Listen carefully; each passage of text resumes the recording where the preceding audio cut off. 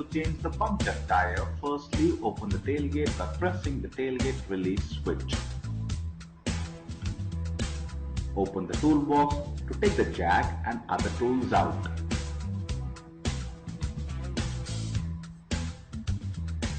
The tools consist of a jack operating lever, a wheel winch and a winch access tool.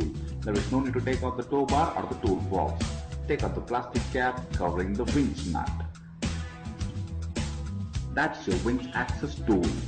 To lower the spare wheel, fix the tool on the winch nut and turn the tool anti-clockwise. Keep turning the tool till the spare wheel hits the ground. Take out the winch plate and you can easily pull out the spare wheel. Now let's take out the punctured tyre and fit the spare tyre in its place. Open the wheel cap by giving it a gentle nudge from the top portion. Then open the wheel nuts by turning the wheel spanner anti-clockwise. This should be done when the tyre is touching the turf.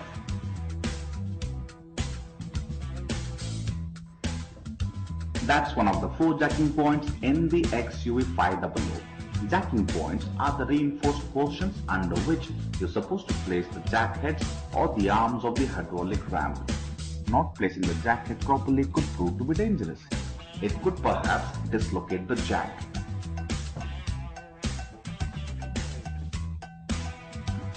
Connect the jack operating lever to the eye of the jack.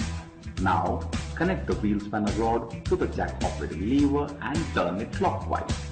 This could require some extra effort.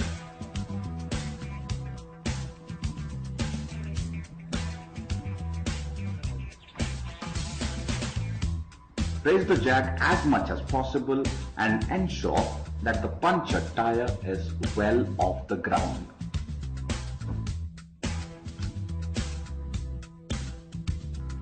Now unfasten the loosened wheel nuts by turning the wheel winch anti-clockwise. This gets done in no time.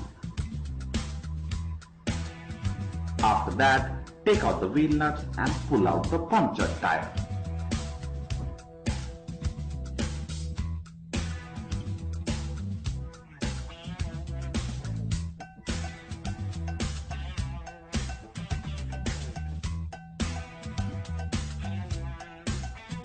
Bring in the spare tyre and fit it in place of the punctured tyre.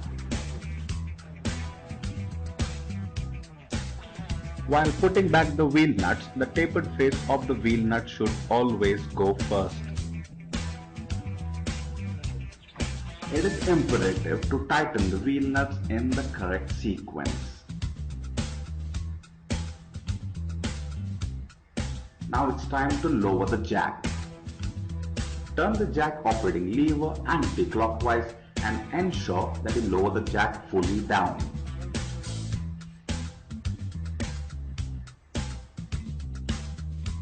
With the tyre firmly placed on the ground, tighten the wheel nuts to the fullest in the right sequence.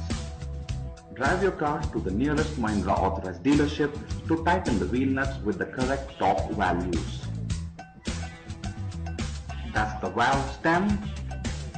And that's the cut provided to gain access to the valve. Fix the wheel cap by thumping it gently, just the way he's doing it. Finally, fitting the punctured tyre in place of the spare tyre. Roll back the punctured tyre to the rear portion of your car and push the tyre in.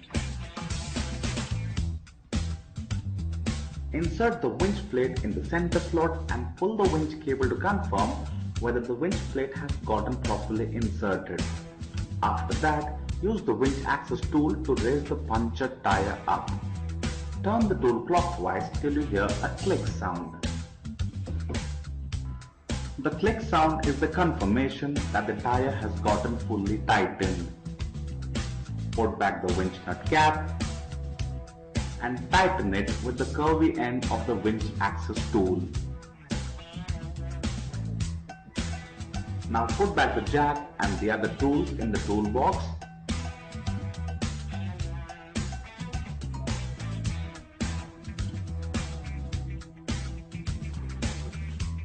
and close its fabric lid, and then simply shut down the tailgate.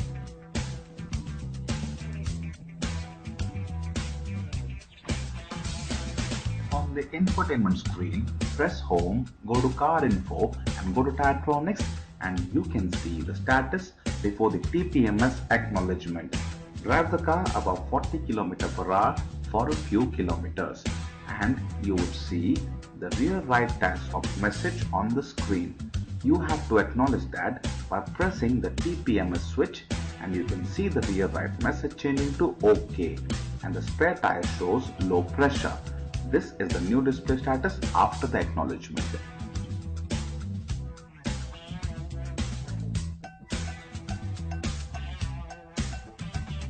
Press Tyretronics and start driving your car. Once you start to drive your car, you'll receive this display on your infotainment screen. Long press the TPMS switch to get the OK status for the spare wheel. This circled alert vanishes on long pressing the TPMS switch. Now the TPMS shows OK everywhere. Even if you don't feel air in the spare tire and long press the TPMS switch in this scenario, the status would still show OK for the spare tire.